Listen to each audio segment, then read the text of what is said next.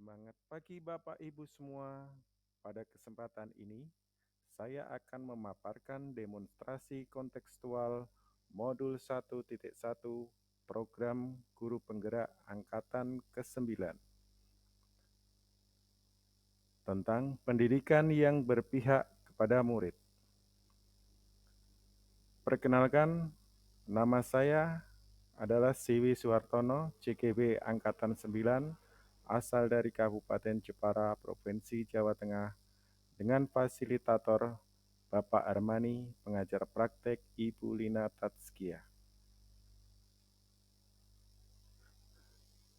Tujuan pendidikan adalah menuntun segala kodrat yang ada pada anak-anak agar mereka dapat mencapai keselamatan dan kebahagiaan yang setinggi-tingginya, baik sebagai manusia maupun sebagai anggota masyarakat. Pertama, beliau berkata bahwa pendidikan adalah tempat persemaian benih-benih kebudayaan. Pada hal ini, Ki Hajar membuat sebuah koneksi dua hal yang tidak terpisahkan antara pendidikan dan kebudayaan. Dua hal itu adalah satu kesatuan.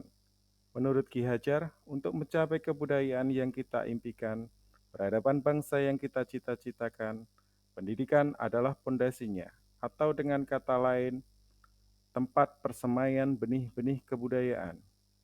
Dengan kata lain, pekerjaan yang kita lakukan di bidang pendidikan bukan saja pekerjaan untuk anak bersekolah, kemudian hasilnya baik, dan lain sebagainya, tapi adalah pekerjaan untuk menjemput kebudayaan yang kita cita-citakan.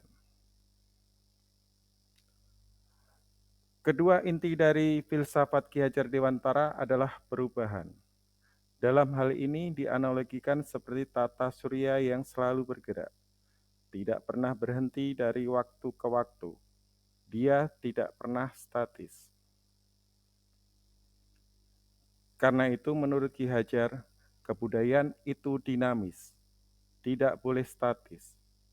Harus terus bergerak dalam upaya pemeliharaan kebudayaan. Bagi Ki Hajar itu harus terus bergerak, sesuai dengan kodrat alam dan kodrat zamannya. Jika kebudayaan terisolasi, maka kebudayaan itu akan muncul kehancuran.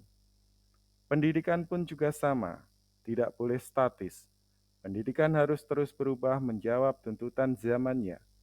Karena seperti tata surya, bisa dibayangkan kalau planet itu bergerak statis, maka akan terjadi sebuah kekacauan. Dan itulah yang dilihat oleh Ki Hajar, bahwa semuanya itu harus terus bergerak dan bergerak, tidak pernah berhenti. Artinya, perubahan adalah hal yang kekal, yang harus terjadi. Planet-planet dalam tata surya tidak ada yang sama.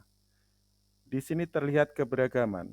Ada planet Merkurius, ada planet Venus, ada bumi, ada Mars, dan seterusnya. Dalam melihat planet-planet ini, yang kita juga lihat dalam kebudayaan dan pendidikan. Dalam kebudayaan, menurut Ki Hajar tidak ada yang sama. Ada kebudayaan yang mungkin seperti emas, ada seperti bumi, tapi tidak bisa disamakan.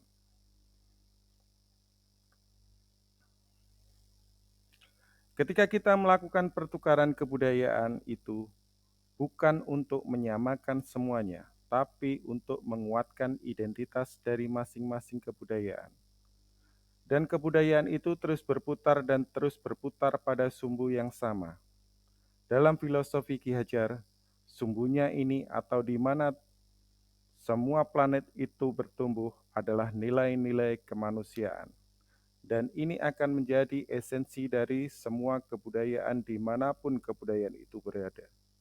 Baik itu kebudayaan di Indonesia yang beragam, maupun kebudayaan dunia yang juga sangat beragam.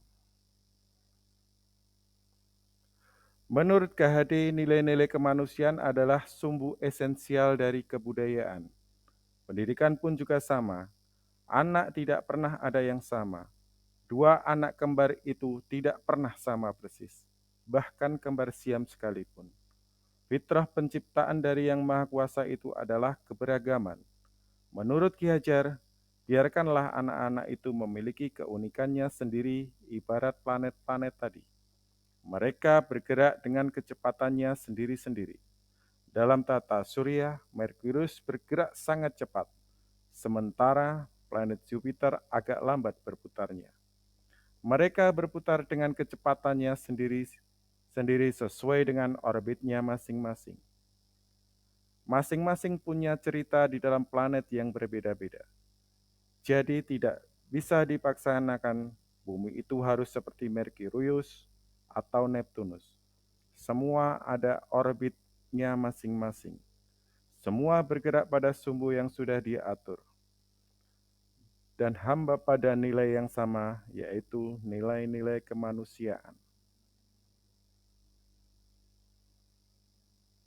Relevansi pemikiran Ki Hajar Dewantara terhadap transformasi pendidikan adalah filosofi tentang perubahan, dan dalam hal ini ada tingkah kerangka perubahan Ki Hajar Dewantara. Yang pertama adalah kodrat keadaan.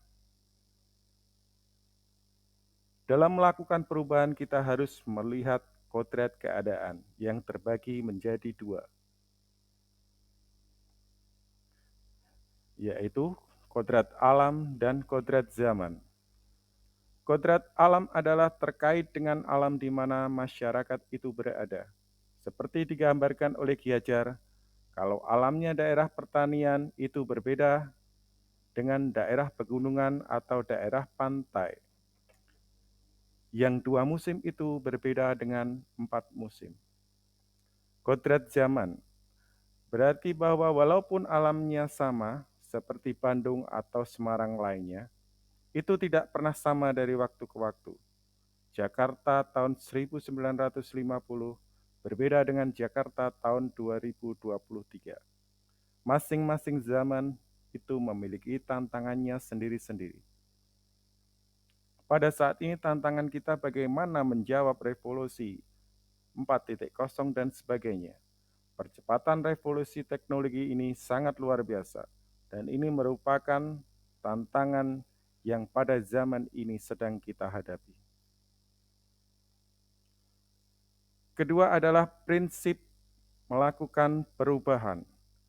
Di sini ada namanya asas trikon, kontinuitas, konvergensi, dan konsentris.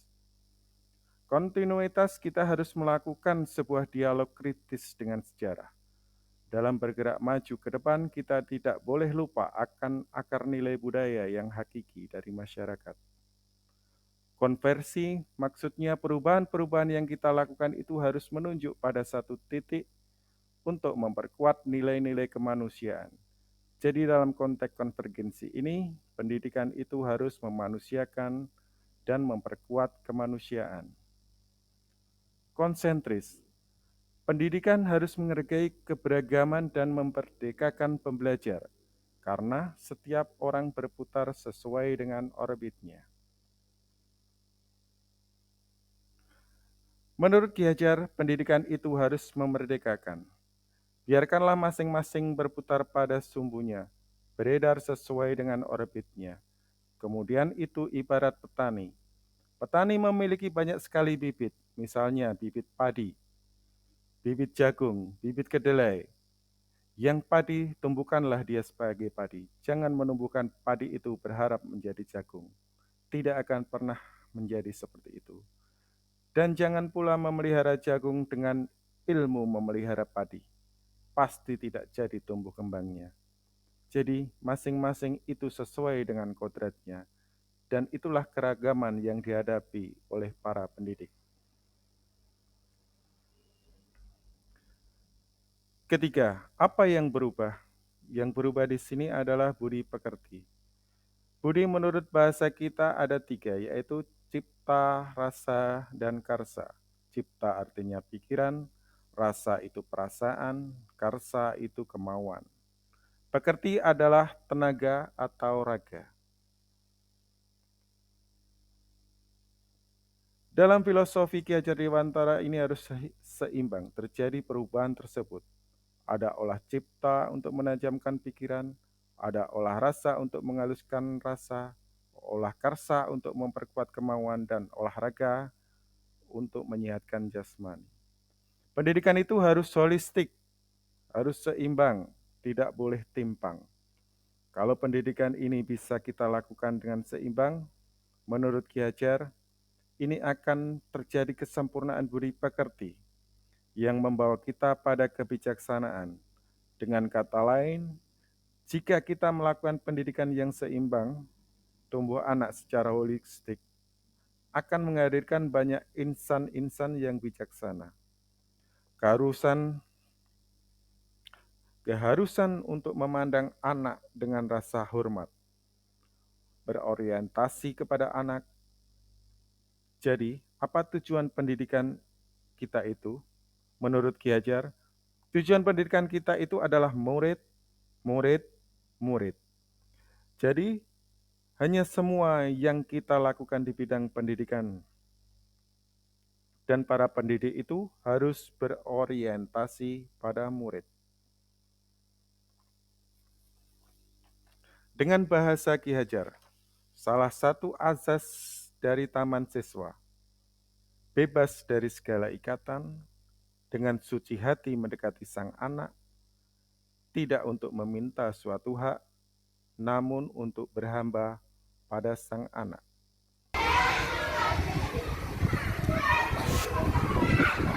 Inilah penerapan dari pendidikan yang berpihak pada murid di SD Negeri 1 Batu Gede. Sekolah kami terletak di Nalumsari, Kecamatan Nalumsari, Kabupaten Jepara, Provinsi Jawa Tengah, di lereng Gunung Muria.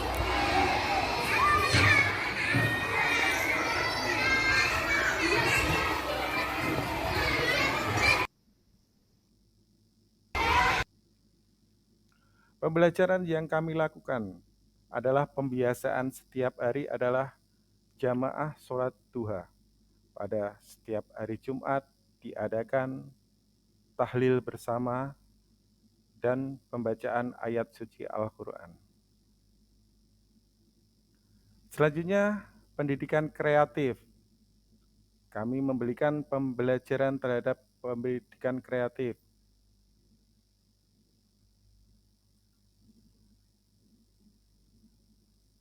Selanjutnya, melatih anak-anak untuk bernalar kritis.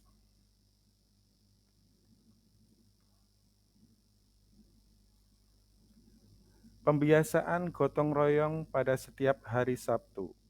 Sabtu bersih.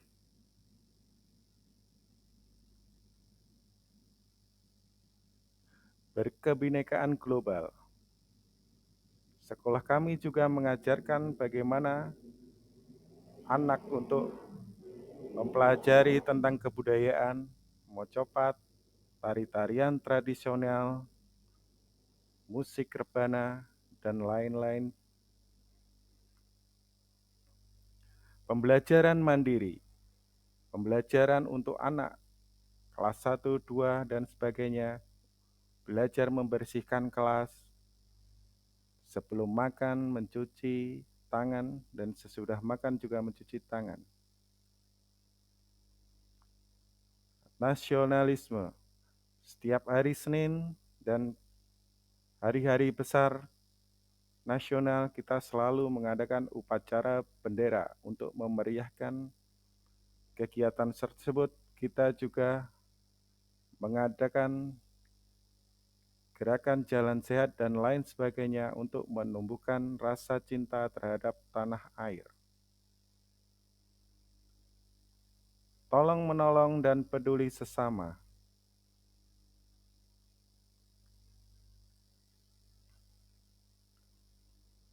Pelaksanaan ekstrakurikuler, karate, atletik, mocopat, rebana, dan kesenian yang lainnya.